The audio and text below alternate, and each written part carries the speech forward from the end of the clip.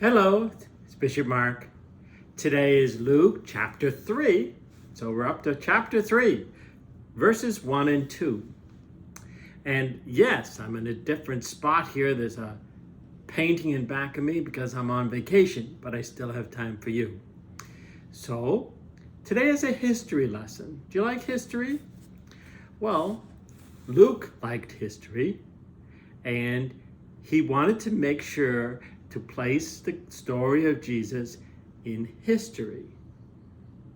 For example, a story, a novel, would not be historical because it's just a made-up story. You don't care when actually Pinocchio lived, right? It's just a story. But Jesus was real. And so Luke wanted to place him in history exactly where he came. And so he begins his accounting of the adult life of Jesus by once again talking about John. Do you remember John? Zechariah's and Elizabeth's son? Well, this is how Luke begins this part. Ready? So you got your history brain on, because this is we're going to have to talk about history. But you can learn.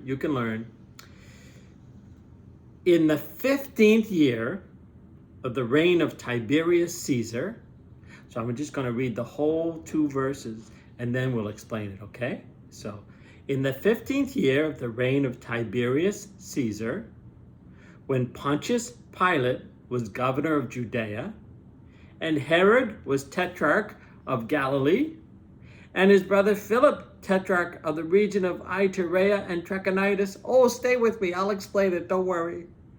During the high priesthood of Annas and Caiaphas, the word of God came to John, the son of Zechariah, in the desert. Oh, that was a lot of stuff.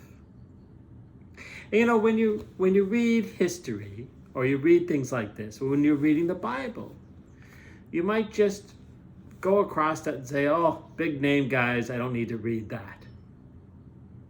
But we're going to read everything. We're going to study the whole Gospel of Luke, right? So we need to know, why did Luke write this?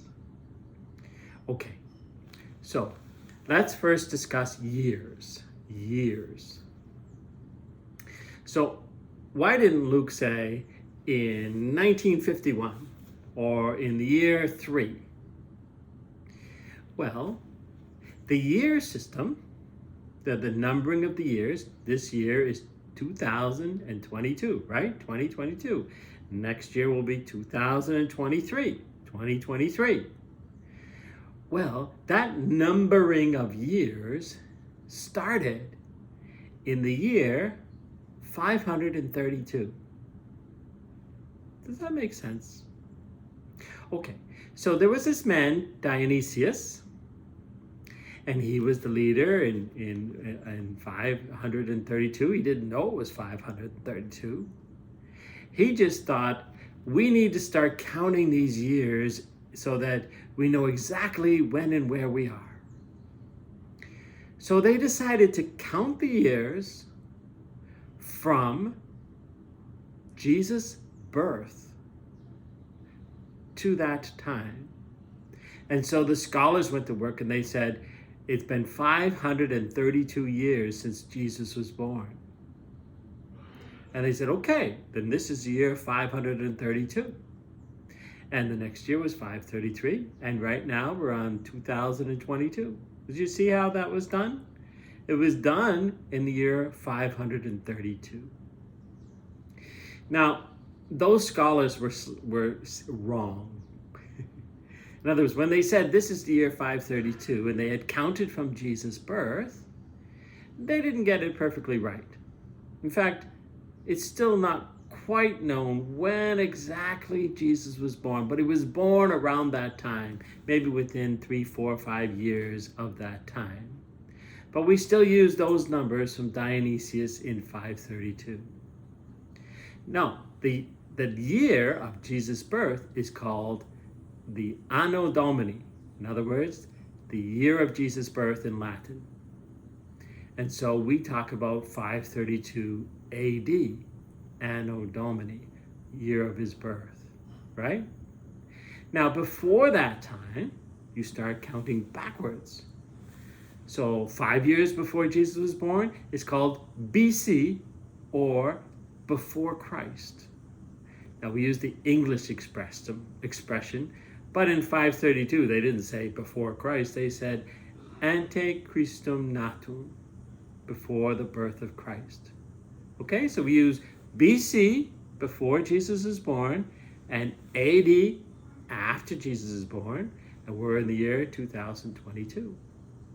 Now, in Luke's time, long before 532, Luke used who was in charge to orient him in history. So if you oriented yourself, orient, that's an interesting word. It means to place yourself in history. So if you said today, and this would be the year 2022, and President Biden is president of the United States, right? And that's what you would say. And say you lived in Massachusetts, where I live. I know you all don't, but you'd say Governor Charlie Baker was the governor of Massachusetts. That's how Luke's doing it.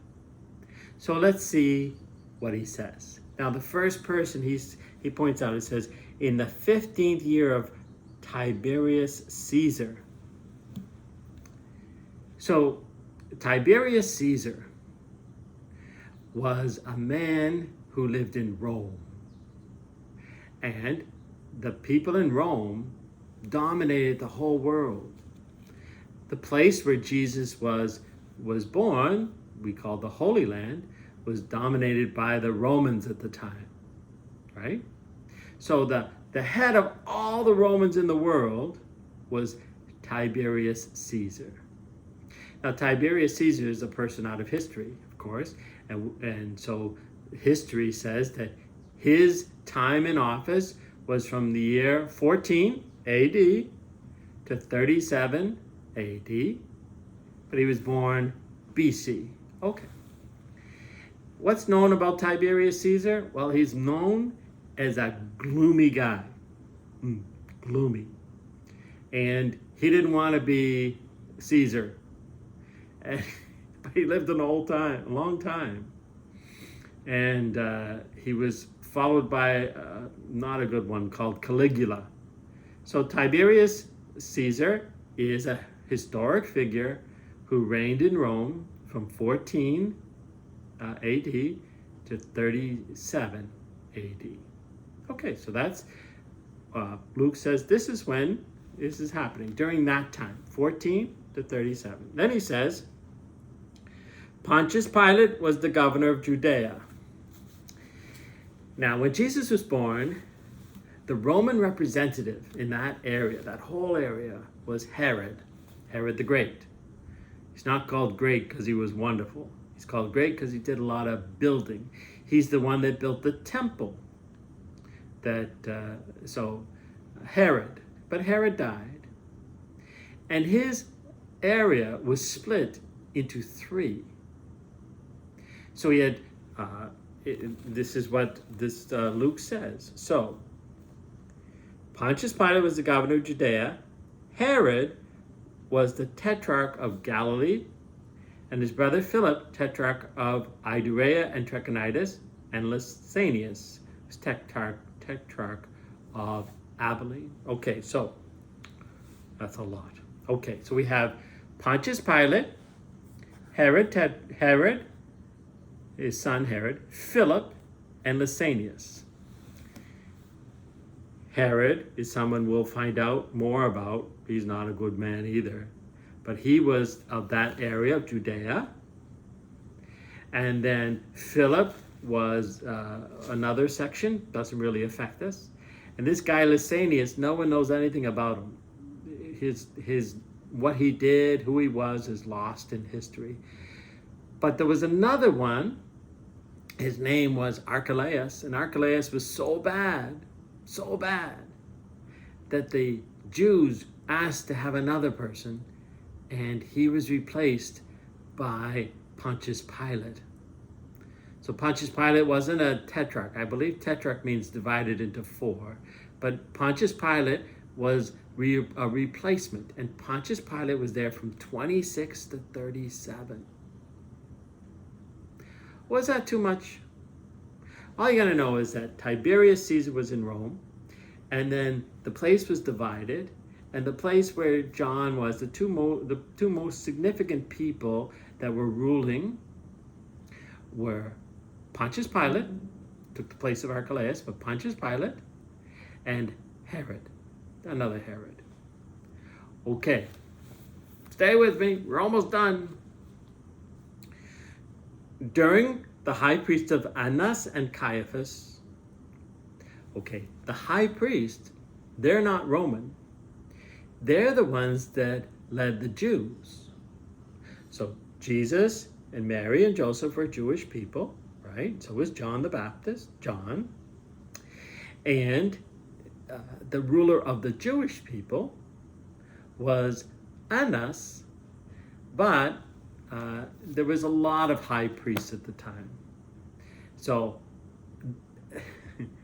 Annas and his son-in-law Caiaphas were both in charge because Caiaphas was doing the work on the behalf of Annas. Annas also didn't want to do it. So Caiaphas was doing it. So in history, there was a high priest, Annas, and he had a son-in-law, Caiaphas, and they were in charge of the Jewish people. And the Jewish people were under the Romans, were under Pontius Pilate and Herod, who were under Tiberius Caesar. Okay, that's the history. It's interesting that Luke wanted to put Jesus right in that history.